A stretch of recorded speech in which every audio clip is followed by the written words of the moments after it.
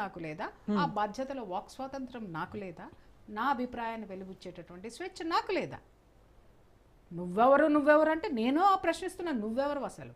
కొంతమంది ప్రశ్నిస్తారు ప్రియా చౌదరి గారు, చీర కట్టుకుంటే శుద్ధపూసల, చీర కట్టుకుంటే పవిత్రుడా, పతివ్రతల, అంటే ఇలాంటి డ్రెస్సులు వేసుకున్న వాళ్ళందరూ ఇలాంటి పనులు చేస్తారా? దీన్ని ఏమంటారంటే వితండవాదం అంటారు. ఈ వితండవాదానికి ఎండు ఉండదు. వాళ్ళు ప్రిపేర్ అయ్యి కూర్చుంటారు. చీర కట్టుకుంటే శుద్ధపూసలా, చీర కట్టుకోకపోతే ఈ పనులు చేస్తారా అని. ఈ పనులు చేస్తున్నారని ఎవరు అనలేదే. మీరెందుకు భుజాలు తడుముకుంటారు? చీర కట్టుకోనాళ్ళు వ్యభిచారం చేస్తున్నారమ్మా, చీర కట్టుకున్నాళ్ళు సంసారవంతులని ఎవరైనా అన్నారా?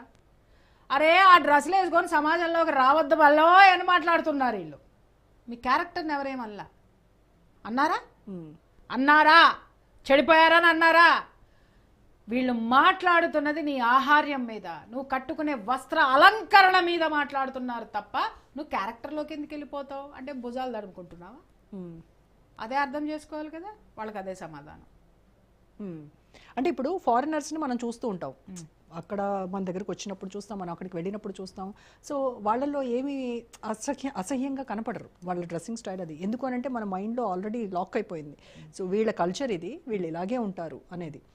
అలాగా మన వాళ్ళ దగ్గరికి వచ్చి చూస్తే మనం చీర కట్టుకునే వాళ్ళు అంటే మన వాళ్ళు అని అంటారు. కానీ ఇప్పుడు అన్ని ఫారెన్ నుంచి అన్ని విదేశీ ఇదంతా మనము యాక్సెప్ట్ చేస్తూ వెల్కమ్ చేస్తున్నప్పుడు వై నాట్ దిస్ డ్రెస్సింగ్ స్టైల్ని చేస్తే మీకు వచ్చిన తప్పేంటి? నాకు తప్పేనమ్మా. నా దేశంలో నా కట్టుబొట్టు ఉండగా నువ్వు ఎక్కడి నుంచో తీసుకొచ్చిన దరిద్రం నా దేశంలో ఎందుకు పెడతావు? నా సంస్కృతిలో ఎందుకు పెడతావు? నా కల్చర్లో ఎందుకు చొప్పిస్తావు? నువ్వు ఎవరు? నువ్వు తీసుకొచ్చి ఎక్కడో విదేశం నుంచి ఏమన్నా తీసుకొస్తే 4 కంపెనీలు పట్టరా, నా పిల్లలకు ఉద్యోగాలు ఉంటాయి. అలాగే ఇంకేమన్నా తీసుకురా, సంస్కరణలు తీసుకురా. సంస్కారహీనాన్ని తీసుకొచ్చి నా ముంగిట్లో ఎందుకు పోస్తావు? ఇది నా సంస్కృతి కాదు, నా సంప్రదాయం కాదు. ఇదే మాటలు ఇదే వీళ్ళు బురకా వేసుకునేటటువంటి వాళ్ళని మాట్లాడగలరా? వాళ్ళ దగ్గరికి వెళ్ళి ఎడ్యుకేట్ చేయమని చెప్పండి. దమ్ముంటే ఎడ్యుకేట్ చేయమని చెప్పండి. ఎందుకు? వాళ్ళ సంప్రదాయాన్ని వాళ్ళు చక్కగా వాళ్ళు పద్ధతిగా వాళ్ళు ఫాలో అవుతున్నారు. వాళ్ళ జోలికి వెళ్ళని మీరు నా జోలికి ఎందుకు వస్తారు? నేను ఖచ్చితంగా అబ్జెక్ట్ చేస్తా. ఎందుకు అనంటే ఈ సనాతన ధర్మం అనేటటువంటి ఈ ధర్మంలో దీనికి ఎవడు హెడ్ లేడు. దీనికి ఎక్కడా కూడా రూల్స్ లేవు. ధర్మం ఒక్కటే ఉంది. ఆ ధర్మము సెల్ఫ్ డిసిప్లిన్. ఈ సెల్ఫ్ డిసిప్లిన్ లేని వాళ్ళకి నేను నేర్పాలి. నాకు తెలుసు, నేను నేర్పాలి. ఆ నేర్పేటటువంటి పనులు మేము చేస్తున్నాం. అర్థమైందా? కాబట్టి అక్కడ ఒక మతం ఉంది, మతానికి ఒక పెద్ద ఉన్నాడు, ఒక రూలర్ ఉన్నాడు. అందుకని అతను చెప్పింది ఫాలో అవుతారు. కానీ నా ధర్మానికి నేనే రూలర్ నండోయ్, నా సంస్కారానికి నేనే రూలర్ నండోయ్.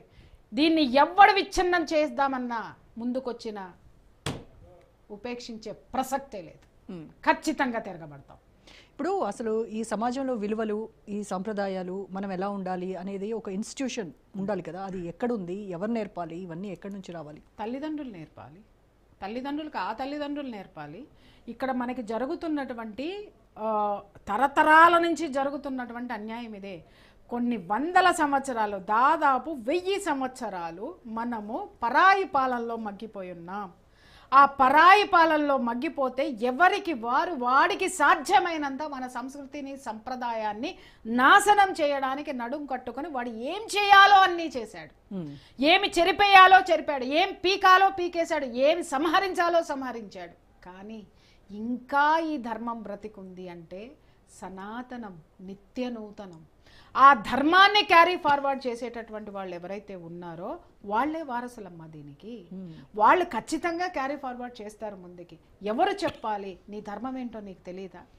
ఎవరు చెప్పారమ్మా పుట్టిన బిడ్డకి తల్లిపాలు రొమ్మందుకుని తాగమని? ఎవరు నేర్పారమ్మా లేగదోడకి పుట్టిన వెంటనే పరిగెత్తుకుని వెళ్ళి తల్లి పొదుగునే ఇది చేయమని? ఎవరు నేర్పారు నీకు? నీ దైనందిన జీవితంలో నీ పనులు నువ్వు చేసుకోవడం అనేటటువంటిది ఎవరు నేర్పారో, నీ డిఎన్ఏలో ఏదైతే ఉందో ఆ సంప్రదాయము, ఆ సంస్కృతే నీకు నేర్పిస్తుంది. ఎవరు నేర్పాలి నీకు? అది నీ డిఎన్ఏలో ఉంది. కరెక్ట్. అది దాన్ని స్పాయిల్ చేయడానికి ఇలాంటి దరిద్రులు వచ్చినప్పుడు మాలాంటి వాళ్ళు ఖచ్చితంగా సమాధానం చెప్పారు. ఎస్. సో డిబేట్లో ఒక షార్ట్ బ్రేక్ తీసుకుందాం. బ్రేక్ తర్వాత కంటిన్యూ చేద్దాం. Stay tune.